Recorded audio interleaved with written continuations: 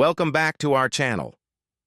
Today, we're diving into a thought-provoking topic: the idea that high-profile assassination attempts, like the recent one on former President Donald Trump, don't always require vast conspiracies. Often, they can be executed by a lone gunman, often with underlying mental health problems. Stick around as we explore this complex issue through historical examples, psychological profiles, security vulnerabilities, and more. Let's start with some historical context. Did you know that some of the most infamous assassination attempts in history were carried out by lone individuals? Let's take a closer look. On March 30th, 1981, John Hinckley Jr. attempted to assassinate President Ronald Reagan. Hinckley fired 6 shots, wounding Reagan and 3 others. His motive? A delusional obsession with actress Jodie Foster. Hinckley believed that killing Reagan would gain Foster's attention. His actions were driven by severe mental health issues, not a grand conspiracy. Then there's Lee Harvey Oswald, who assassinated President John F. Kennedy on November 22, 1963. Despite numerous conspiracy theories, the Warren Commission concluded that Oswald acted alone. Oswald's troubled background and personal disillusionment pointed to a lone gunman scenario rather than a coordinated effort. These aren't isolated incidents. Mark David Chapman, who assassinated John Lennon, and Sirhan Sirhan, who killed Robert F. Kennedy, acted alone, driven by personal grievances or obsessions. These cases illustrate how individuals with personal motives or mental health issues can commit high-profile assassinations without external influence. So, what role does mental health play in these scenarios?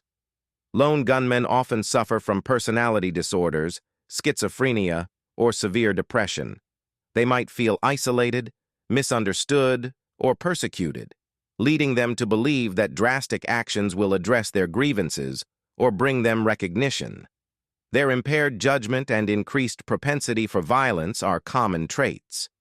Mental health issues like paranoid schizophrenia and delusional disorder are commonly linked to violent behavior in lone gunmen. These conditions can drive individuals to perceive threats where none exist, prompting violent responses. Unfortunately, these mental health issues often go untreated, increasing the risk of violent behavior.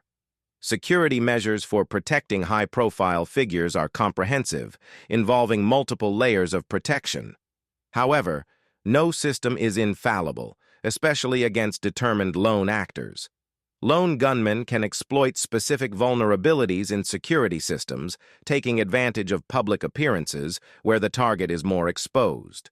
A case in point is the assassination of Israeli Prime Minister Yitzhak Rabin in 1995 by Yigal Amir, a lone gunman with extremist views. Despite extensive security, Amir managed to get close enough to Rabin during a public event to shoot him. This case highlights how lone actors, motivated by personal beliefs, can penetrate security layers. Why do people prefer conspiracy theories over the simpler explanation of a lone gunman? Conspiracy theories often gain traction because they provide a sense of order and explanation in chaotic events. The complexity of a conspiracy theory can make the event seem less random and more controllable. This psychological comfort can drive the public to favor elaborate conspiracies over the simpler, albeit more unsettling reality of a lone gunman.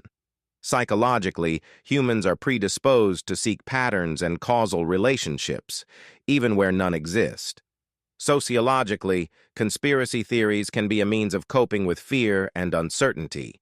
They offer a narrative that assigns blame and provides a semblance of understanding. This preference can obscure the more likely scenario of a lone individual acting independently. Let's examine some recent cases of lone gunmen. In 2011, Anders Behring Breivik carried out a mass shooting in Norway, killing 77 people. Breivik acted alone, driven by extreme political views and a desire to make a statement against multiculturalism. His meticulous planning and execution demonstrated how a lone individual could cause extensive harm without a broader conspiracy. Understanding the backgrounds and motives of lone gunmen can help in developing preventative measures.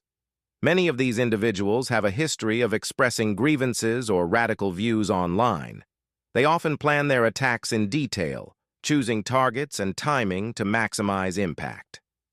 High-profile assassination attempts by lone gunmen can profoundly impact public perception of security and safety. These incidents create a sense of vulnerability and fear, suggesting that anyone, regardless of their protection, can be targeted. This perception can lead to increased public demand for more stringent security measures and greater scrutiny of mental health issues.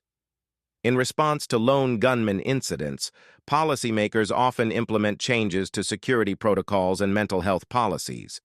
For instance, after the assassination of John Lennon, gun control laws were strengthened in some jurisdictions.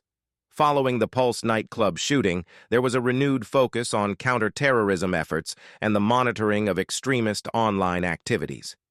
The media plays a crucial role in shaping public opinion about lone gunmen and conspiracy theories. Sensationalist coverage can fuel conspiracy theories, while balanced reporting can help the public understand the complexities of lone gunman scenarios.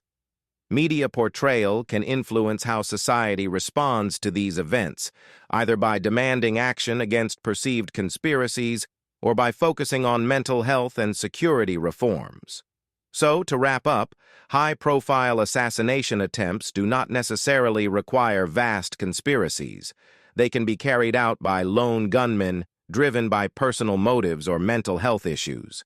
Historical examples, psychological profiles, and recent case studies support this thesis, challenging the notion that complex plots are always at play.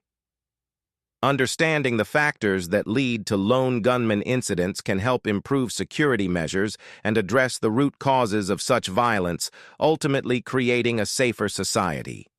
Thanks for watching. If you found this video insightful, don't forget to like, comment, and subscribe for more deep dives into current events and historical analyses. See you next time.